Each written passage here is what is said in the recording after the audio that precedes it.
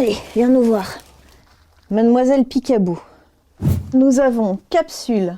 Là, on va s'occuper de Jaco. Il illustre typiquement les orphelins d'automne, c'est-à-dire toutes les portées de hérissons qui naissent trop tard dans la saison pour survivre à l'hiver. C'est aussi un des effets du dérèglement climatique. Les portées arrivent un peu à n'importe quel moment et à des moments qui sont pas du tout favorables. En Angleterre, les populations de hérissons ont baissé de 95% ces 60 dernières années, ce qui est assez affolant. Même si on peut pas faire une transposition exacte du déclin en Angleterre sur la France ou sur l'Allemagne ou les autres pays, on a quand même une tendance générale qui est l'affaissement de la population. On voit qu'ils ont disparu de beaucoup de campagnes, qu'on a supprimé toutes les haies. Or, ce sont des animaux qui vivent dans les haies. En anglais, ce sont des animaux qui portent le nom de hedgehog, donc cochon de haie. Puis en plus, on a énormément de pesticides qui sont arrivés, qui ont été épandus et qui ont tué les ressources en nourriture, qui sont les insectes. Il faut bien prendre conscience que la crise climatique ne touche pas que les ours polaires ou quelques grands animaux emblématiques. Dans nos propres jardins ici en France, on a des animaux qui sont en train de disparaître. Le hérisson, c'est un petit peu le panda de nos jardins. Ici, on est à Orsay. Donc j'habite la maison qui est là et j'ai consacré une partie, la moitié de mon jardin en fait, aux hérissons. Donc on a les enclos de réadaptation qui sont là avec des pensionnaires qui hibernent et on a le centre de soins qui se trouve dans le fond du jardin. Alors l'objectif est de soigner les hérissons qu'on nous amène et qui arrivent en détresse, de les remettre sur pied et de les relâcher dès que c'est possible. Dans un monde idéal, il n'y aurait pas besoin d'intervention humaine pour la faune sauvage. Sauf qu'on n'est plus du tout dans un monde idéal. Sur les hérissons, par exemple, il y a un très fort impact au niveau de la fragmentation des territoires. Il y a énormément de hérissons qui finissent écrasés sur les routes. Ça les oblige à rester cantonnés parce qu'il y a des obstacles qui deviennent infranchissables. Une voie ferrée qui est entièrement grillagée, une autoroute, c'est des obstacles qui sont infranchissables pour un hérisson.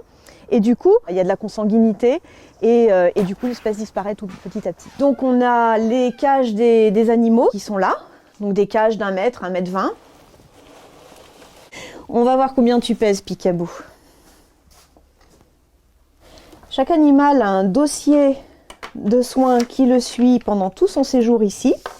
Alors elle, en fait, elle est arrivée toute petite à l'automne avec la teigne. Alors la teigne, c'est quelque chose qui a tendance à être de plus en plus fréquent chez les hérissons. Alors ça peut justement être lié au fait que leur organisme s'affaiblit suite au dérèglement climatique, au stress que l'être humain leur fait subir. Après, la multiplication des chiens crée beaucoup d'accidents dans les jardins, les voitures, enfin voilà, il y a énormément de choses, les produits phytosanitaires. Le fait qu'on ramasse toutes les feuilles mortes et que du coup, ils ne trouvent plus de matériaux pour construire des nids. Le hérisson, c'est un peu une sentinelle. C'est une espèce emblématique qui va alerter sur la disparition en fait de toute la biodiversité. Bah oui, tu t'impatientes toi, hein. Je finis vite et puis je te remets dans ton nid.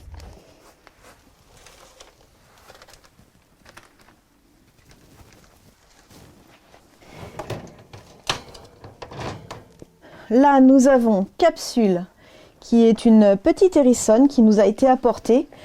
Et elle avait autour du corps un cerclage de bouteilles en plastique. Vous voyez là, la question des déchets pour la faune sauvage, c'est quelque chose de commun. Par exemple, il y a eu beaucoup de hérissons qui se sont retrouvés coincés la tête dans les boîtes de conserve, par exemple, ou dans des gobelets, les fameux gobelets de glace McDonald's à un moment, parce que le hérisson est muni de piquants. Et en fait, ça fait un effet harpon et en fait, il n'arrive plus à sortir. Quand on sait que les poubelles peuvent être visitées par des hérissons ou par d'autres petits animaux, le mieux c'est d'écraser la boîte de conserve, le devant de la boîte de conserve, de façon à ce qu'un animal puisse pas mettre le nez dedans, le museau dedans et pas rester la tête coincée dedans. Hop. Alors quand on trouve un hérisson qui a l'air malade, il faut surtout pas s'improviser soigneur. La première chose, c'est de contacter un centre de soins pour que l'animal soit pris en charge, parce que même en voulant bien faire, il y a des choses qui peuvent être fatales. Du genre, typiquement, leur donner du pain trempé dans du lait. Ils ne digèrent absolument pas le lactose, et par conséquent, le lait de vache est toxique pour eux, leur donne des diarrhées mortelles. Hop, on va te mettre au chaud. pour sauver les hérissons. Il y a énormément à faire.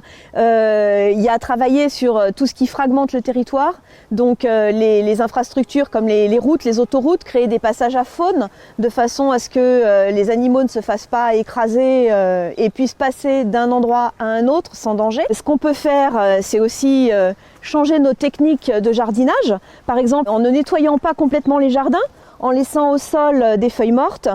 Ça va faire de l'humus, ça va faire aussi des lieux où les insectes et la microfaune vont se développer et du coup ça va faire des ressources en nourriture. Ce qui est très important aussi, c'est de permettre aux animaux de passer de jardin en jardin, donc avec des petits passages de 15 cm, sur 15 cm, il a besoin de pouvoir passer de jardin en jardin et c'est vrai qu'à chaque fois qu'il rencontre un obstacle, il est obligé de passer par la rue et à ce moment-là, c'est tous les risques que ça entraîne, les voitures. Donc ça, c'est une façon très concrète d'aider les hérissons dans nos jardins.